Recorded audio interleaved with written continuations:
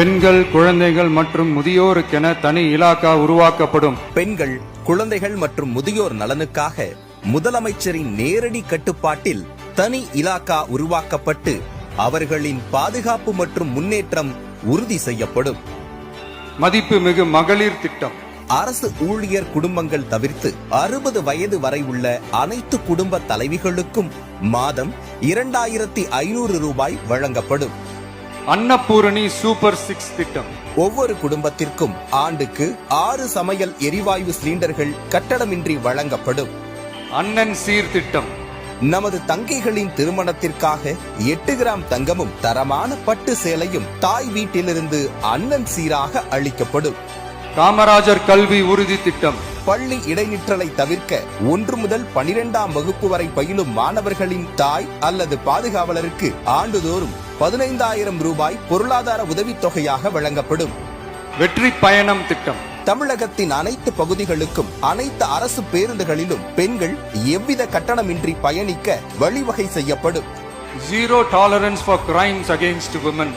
பெண்களுக்கு எதிரான குற்றங்களே இல்லாத நிலையை உருவாக்க ராணி வேலுநாச்சியார் படை அமைக்கப்படும். இப்படையினர் சாதாரண உடையில் பாடி கேம் அணிந்து மாநிலம் முழுவதும் 500 குழுக்களாக பாதுகாப்பு பணியில் ஈடுபடுவார்கள். அஞ்சலை அம்மாள் அதிவிரைவு பெண்கள் நீதிமன்றங்கள் அமைக்கப்படும். பெண்களுக்கு எதிரான குற்ற வழக்குகளை தேக்கமின்றி விசாரித்து உடனுக்குடன் நீதியை பெற்றுத்தர மாநிலம் எங்கும் அஞ்சலை அம்மாள் அதிவிரைவு பெண்கள் நீதிமன்றங்கள் அமைக்கப்படும்.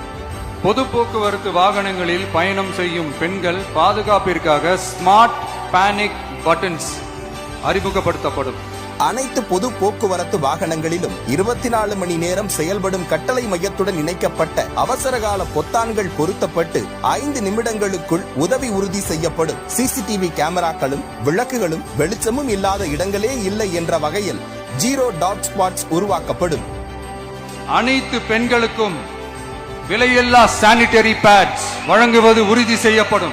ரேஷன் கடைகள் மற்றும் பள்ளிகள், கல்லூரிகள் மூலம் அனைத்து பெண்களுக்கும் விலையில்லா சானிட்டரி பேட்ஸ் வழங்குவது உறுதி செய்யப்படும். சிங்க பெண்கள் மேம்பாட்டு திட்டம்.